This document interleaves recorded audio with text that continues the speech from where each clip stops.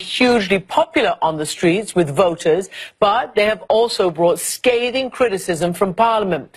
I've been speaking to people on both sides of the debate. First, Senator Alan Cayetano, a fierce Duterte backer who says this violent period of law and order is a necessary phase.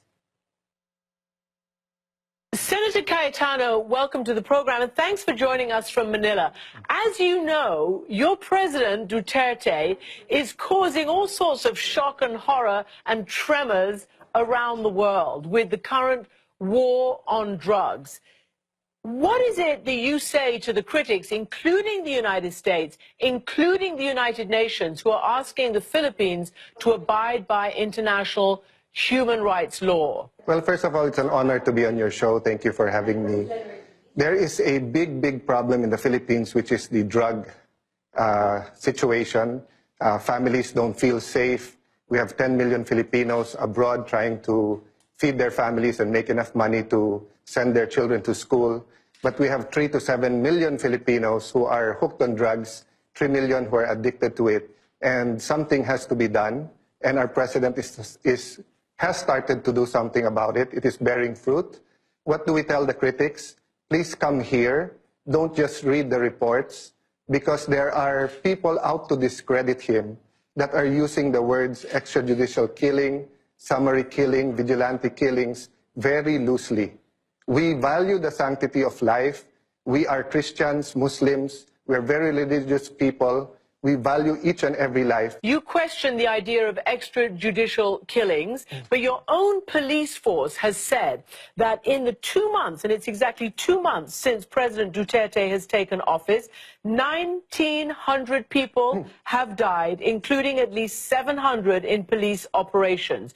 Do you accept those figures? Yes, ma'am, which conveniently the critics have not been saying, which is the same amount of people dead during the Aquino and Arroyo administration. So the cases now being reported, much of them are police operations. Some of them are between the drug lords. But the problem is the way it is being presented. Now, I have here an article from one of our leading newspapers that reports every Monday and Wednesday how many are dead. And they called it the kill list. Yeah. And they got a little bit upset of me bringing this up. But why will you call it a kill list when internationally a kill list means an assassination list? Well, that is because people believe that vigilantes are out, that they are taking the law into their own hand. Your own president said that he had issued shoot-to-kill orders to the police when they encounter members of organized crime or suspects who violently resist arrest. And let me play for you what the head of police himself has said to those involved in this fight. Listen to what he's told the public. You can kill them because you are the victims. Go to them, pour gasoline on their houses and burn it down. Show them your anger. Senator, you know, go to them, pour gasoline on their houses and burn it down. Show them your anger.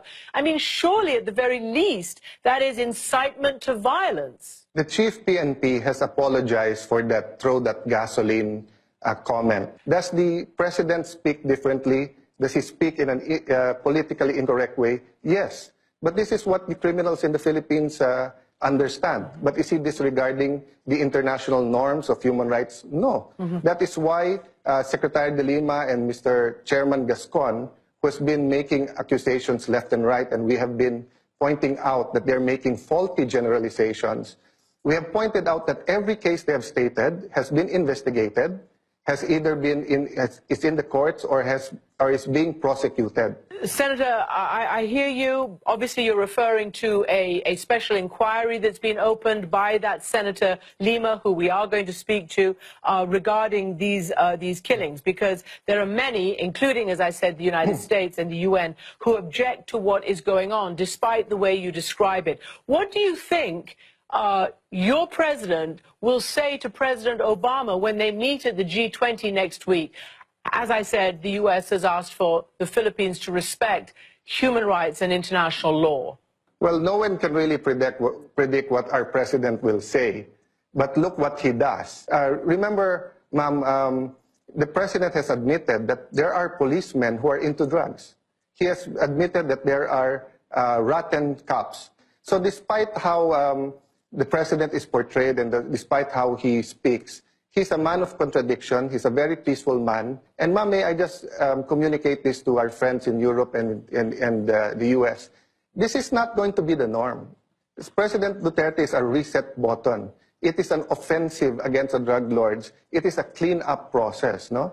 And once that everything stabilizes and we can put more money on CCTVs, on drug labs, on crime labs, on paying the police more, on professionalizing all aspects of our governance, no? You will have the more European or US type, no, of law enforcement that you want. This isn't vigilante killings wherein people are being paid, ma'am. This is the drug lords cleaning up their own act so that they won't be brought to court. You know, in some instances, young children have been killed when shots have been fired by police through their households as the police hunt down potential targets. That picture that you showed went viral. The guy is some petty drug user and, according to his wife, not a drug lord. But I want to ask you this finally. Are you sure this will work? Because, as you know, in neighboring Thailand, they tried a very similar thing back in the early 2000s. A huge crackdown, an offensive against so-called drug lords, and drugs continue, and the pushing continues, and the trafficking continues. And as you know, in Mexico, decades of going after drug lords and kingpins, and tens of thousands have been killed, and it still carries on. So is this the right method? Well, ma'am, in Singapore, people love the law and fear the law. That's all our president is trying to do. It's working now. Will it work?